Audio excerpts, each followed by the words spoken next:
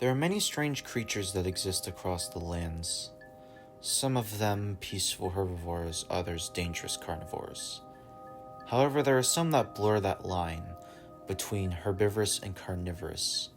Some that seem so strange and out of pocket that they could have come from a different world entirely. However, still remain here. Not quite deer, but not quite beast either. These are the Stonekrovns, their lore, and everything else we know about them. For this is BEHOODED Lore Shorts, the lore of the Stonekrovns from Golden Shrike.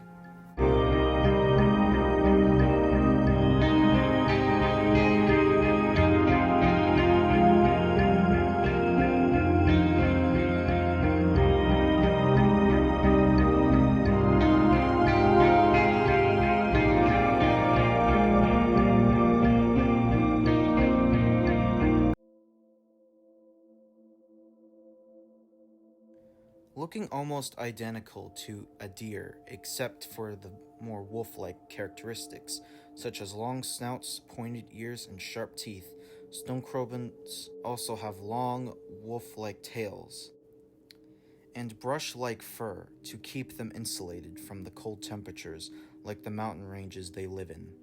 Although Stonekrovns still have both males and female genders, their sexual dimorphism is vastly different from most other deer, as most, if not all, Stonekrovns have antlers, something that's only commonly found within male deer. They also come in an array of different fur colors, such as blacks, whites, grays, and even mixes in some rare cases. Many of them also appear to have scarring on their bodies, although it is told to us that most of these scarrings come from predator attacks, usually from bears, wolves, or even panthers.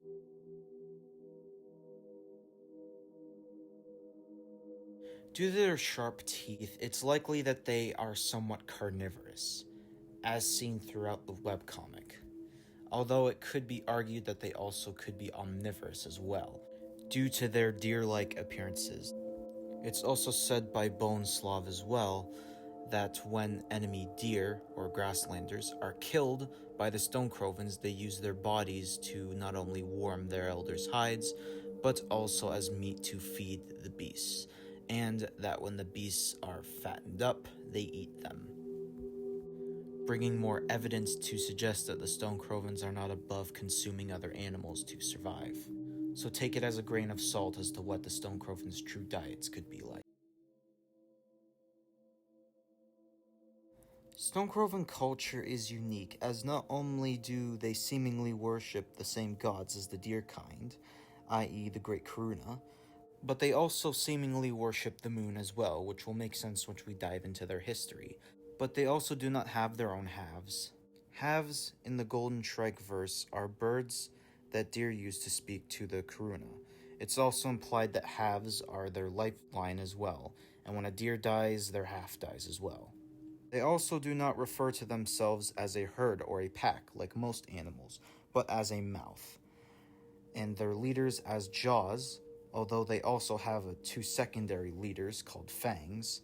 They also do not have any god colors, aka the deer version of a priest or a monk depending on your religion, but they also do have what is referred to as a seer, an all-white Stonekrovan with branch-like antlers that touch the very top of the caves where they dwell, alongside creatures only referred to as cave pups, with them looking like baby deer and Stonekrovns, but are creatures according to Boneslav, one of the characters from the comic, quote, "They are old as rock itself," end quote, implying that they are much more ancient than we are led to believe. The seer appears to be a wise sage-like character, and appears to have some powers of foresight.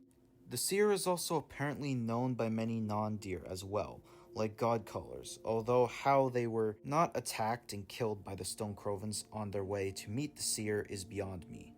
Stonekrovns are very much tied to their families and care deeply for each other, even mourning the deaths of their unborn pups, something unheard of by most deer kind, who will leave their own to die if it means saving themselves and their herds in the process.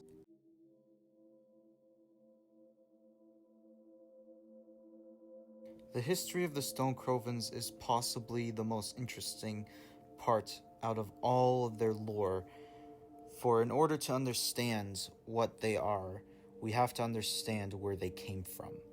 In the beginning there lived the great Karuna, alone in the vast empty sky. Alone and in need of company, he would blow on a star, sending it down towards the newly formed earth, giving rise to the first deer and later his other children. However, not all deer loved the great Karuna so, and one of those deer was named Monsura. One night, Monsura scaled atop the tallest mountain, Sky Peak, for hundreds of days and nights, until he reached the top and saw the moon itself.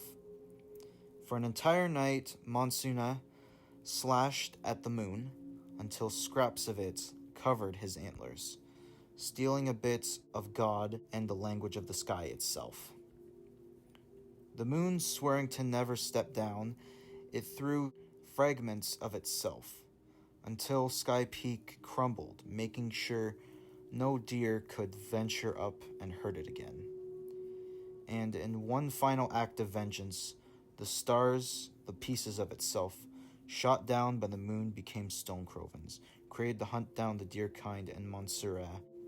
It is due to these conditions that Stonekrovns are extremely distrustful of non-Stonekrovns, and will kill any grasslanders, which they refer to as non-Stonekrovns, on sight.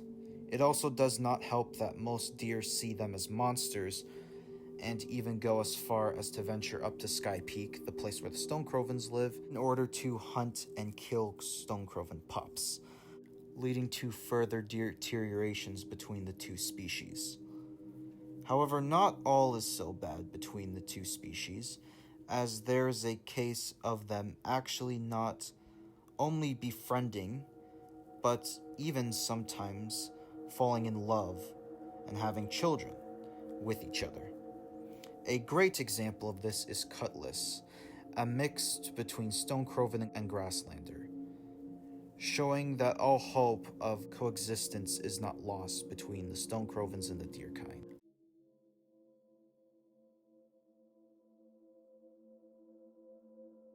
Overall, the Stonekrovns are a very unique group of creatures to exist in the Golden Shrike universe. They definitely help set it apart from other talking animal universes it is based on. Sure, I may not enjoy talking animal stuff as much. I mean, look at my channel. You probably know what I'm into if you haven't already. But I can't help but admire the world building and the lore of this comic, and if you have not read it already, then go and read it, because the creator of the comic, Doe Prince, which I mean, pretty epic name, I'm not gonna lie, seems like a very talented person, and I would highly recommend giving their art a chance at least, instead of praising talentless slop that acts like it's mature, complex, and amazing when in actuality it's not. AKA my pride. I'm not even gonna hide my hatred for that show anymore. If you like talking animal epics, then I would highly recommend checking this one out at least. Thank you for watching my first lore short here on YouTube. Make sure to subscribe and like my video if you enjoyed it, as well as check out my other content on the channel if you have not already. Thank you, and I hope you have a nice day. This has been BEHOODED Lore Shorts, the lore of the Stonekrovns from Golden Shrike. See ya.